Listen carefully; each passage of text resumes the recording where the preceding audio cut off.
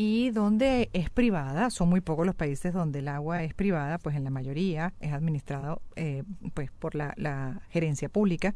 Y para hablar de esto y más tenemos a Guillermo de Cristi, es miembro de la agrupación de ciencia ciudadana Cenotes Urbanos, es ambientalista, es consultor en tratamiento de agua y sobre esa gestión del agua.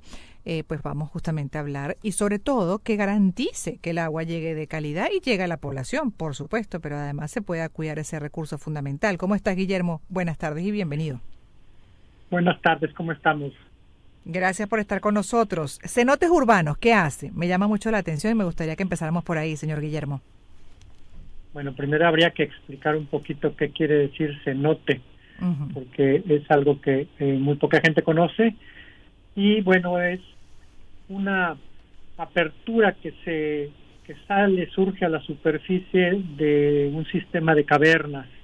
Aquí la península de Yucatán está inmersa en una gran cantidad de cavernas eh, a raíz de un suelo kárstico, un suelo de calcio que pues al paso del tiempo se formó por es una gran cantidad de arrecifes que se fueron compactando al paso de millones de años. Y Uh-huh. cuando esta superficie surgió sobre el nivel del mar, pues con la lluvia se han ido formando pues miles de cavernas, ríos subterráneos y formaciones kársticas.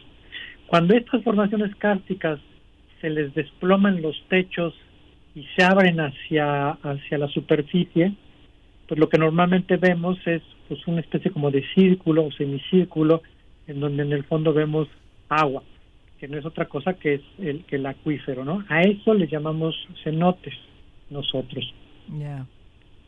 Además del Y atractivo bueno, pues turístico que tienen, porque yo no he tenido oportunidad de disfrutar de los cenotes, ¿no? En el caso de México, pero muchísima gente se acerca justamente porque son una belleza. Ya representan en sí mismos un gran atractivo, ¿no? Todo un paisaje hermosísimo. Pero ¿qué uso también se le da dentro de ese concepto que vamos a desarrollar con usted como especialista, justamente como consultor en tratamiento de agua?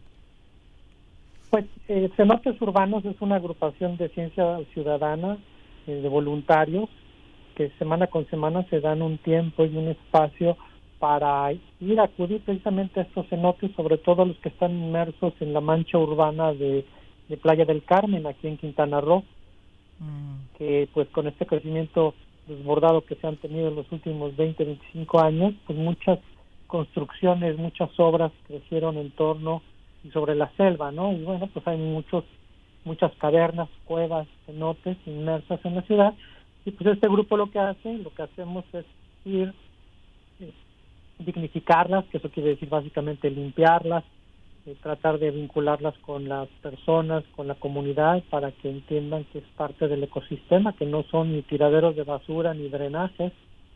Y pues también se hacen los mapeos, la topografía de esos lugares, y se hace el registro de especies pues muy particulares que viven en el mundo subterráneo, ¿no? Como peces, como ranas, como aves, los mismos murciélagos, y se hace todo ese registro. Y pues se está llevando poco a poco una gran bitácora de lo que sucede en ellos, ¿no? La intención de todo esto es impulsar temas científicos entre los chicos y las personas, y que poco a poco nos vinculemos más con lo que los antiguos mayas le llamaban el Xibalbá, que es el mundo subterráneo, ¿no? Y como a partir del mundo subterráneo, con toda el agua que se colecta en la selva y que corre por las entrañas de la tierra, bueno, pues va surgiendo vida en las selvas, en los manglares y en los mismos arrecifes. Interesante esto, señor Guillermo, y con relación al tratamiento de las aguas, por ejemplo, hablábamos de que muy pocos, muy pocos, creo que Inglaterra, y bueno, podría usted mencionar algún otro que tenga la administración del agua por parte del sector privado, ¿no? Pero de resto la mayoría lo administran pues la administración pública, y en algunos casos ni siquiera llega el agua con calidad, no llega con frecuencia, no se suministra como es debido, y yo no sé hasta qué punto se considera lo que es el resguardo de ese recurso fundamental. En su área justamente como consultor, ¿qué puede incorporar al respecto justamente de cuál es el ideal de gestión del agua? Pues tenemos una gran deuda con la gobernanza del agua y con el tema hídrico, pues en México es impresionante, a nivel mundial pues también no se diga, ¿no? Todavía no nos ha caído el 20, como diríamos en México, de que pues el recurso más importante para la vida es el agua, ¿no? Y la damos por sentada en muchos lugares. Y pues las administraciones muy contadas, casi básicamente en países más desarrollados, con europeos, asiáticos, pues se preocupan de ello, ¿no? Y no por otra cosa, sino porque pues ya no tienen el agua, ¿no? Entonces si no la cuidamos es terrible. Y hay administraciones públicas que pueden hacer un buen trabajo y hay administraciones particulares que pues también la pueden hacer, pero en general creo que hay un gran descuido al respecto, ¿no? Y un funcionario aquí del gobierno de México alguna vez nos decía, es que si nosotros hacemos obras hidráulicas, pues nadie las ve, ¿no? Pero si yo hago el pavimento de una calle, pongo luz y hago ese tipo de obras, pues como son obras para la foto, ¿no? Entonces hay un gran descuido desde el tema del gobierno en cuidar el agua. Y por el otro lado también es un tema abandonado por la ciudadanía, ¿no? Y justamente es uno de esos temas que Cenotes Urbanos ha estado retomando, ¿no? Hacer consciente a la gente de dónde viene su agua, ¿no? Y en el caso particular de nosotros en la península de Yucatán, por ejemplo, vivimos y dependemos al 100% del agua subterránea. Y se calcula que en el mundo alrededor de 95% del agua es subterránea y ya se está utilizando, ¿no? Entonces quedan muy pocas fuentes de agua en la superficie que no estén contaminadas, ¿no? Como ríos, lagunas, presas, glaciares, como tal, ¿no? Entonces todos tarde que temprano estamos dependiendo del agua subterránea. Y tenemos que empezar a cambiarnos el chip, la mentalidad de que pues de que el agua no es algo que sea infinito, no lo es finita, pero también es un recurso que fácilmente se puede contaminar, ¿no? Y de nosotros depende, de los seres humanos depende el poder hacer la gestión adecuada para procurarla, limpiarla, no nada más hacerla llegar a otros lugares, ¿no? Uno de los grandes mitos aquí en México ahora, por ejemplo, es hagamos acueductos, ¿no? Como si hacer acueductos por el solo hecho de sacar agua de un lugar y llevarlo a otro resolviera el tema hídrico, ¿no? Cuando lo que deberíamos de hacer es preocuparnos por que haya nueva captación de agua de lluvia, porque las aguas residuales se traten adecuadamente y se reutilicen. Claro. Y pues esa gestión. De hecho, me permito incorporar este dato de Israel, que es referencia en un buen uso, inteligentísimo, además una tierra 60% árida, y cómo ha desarrollado toda una estrategia para poder aportar agua, no solamente a su país, sino también ayudar a otros. Y ha lidiado con esa escasez desde 1948, desde que se estableció como Estado.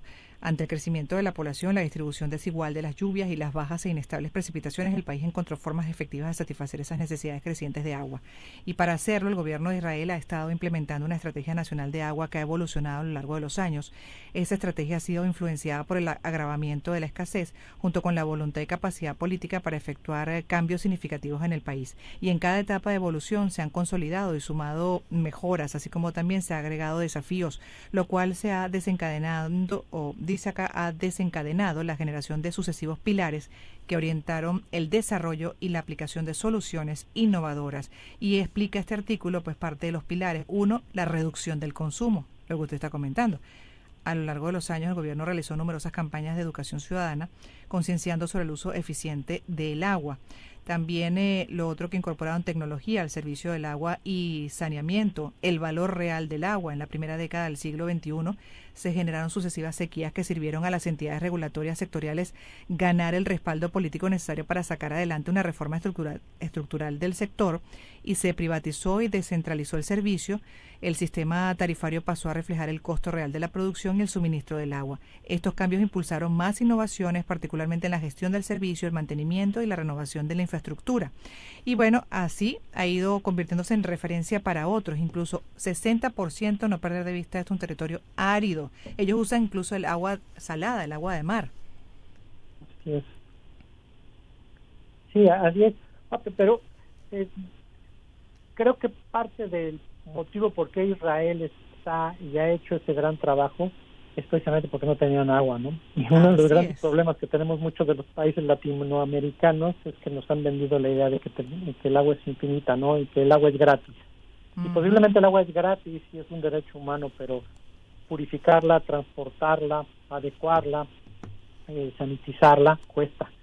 Y todavía no nos cae en la mente esa idea, ¿no? Y en lugares en donde tenemos grandes ríos, como en México, como en mismo Venezuela, como toda América, en grandes cantidades de agua que hay en toda la Amazonía, pues sí, pensamos en que debería de ser gratis, ¿no? Pero hay un costo inherente en el servicio que se da, ¿no? Y es un tema que se ha politizado mucho y no se ha tomado con verdadera seriedad.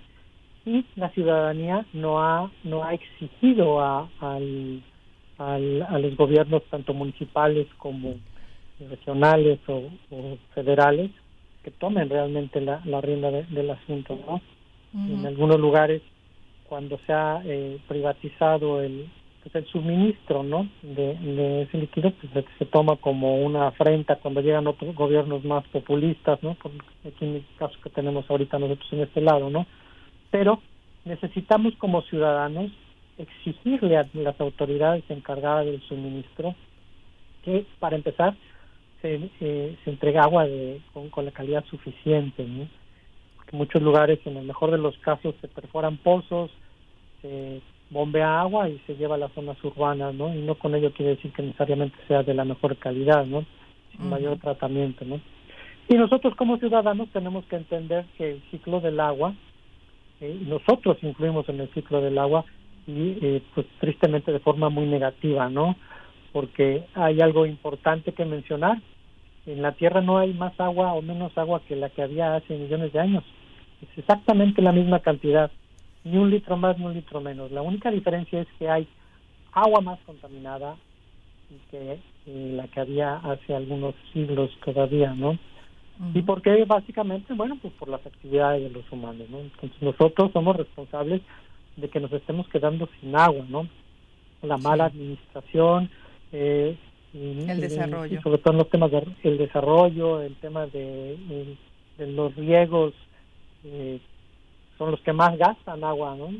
Más del 78% del agua que se consume y se malconsume en muchos casos, pues son temas de riego, ¿no? Pero ¿cómo solventar el riego, no? ¿Cómo lo ha solventado, por ejemplo, Israel, que aparte es uno de los grandes generadores de cultivos en la zona, ¿no? Bueno, pues, sistemas hidropónicos, de goteos y demás, ¿no? Entonces, es una importancia que tomemos, pues, conciencia de ello, ¿no?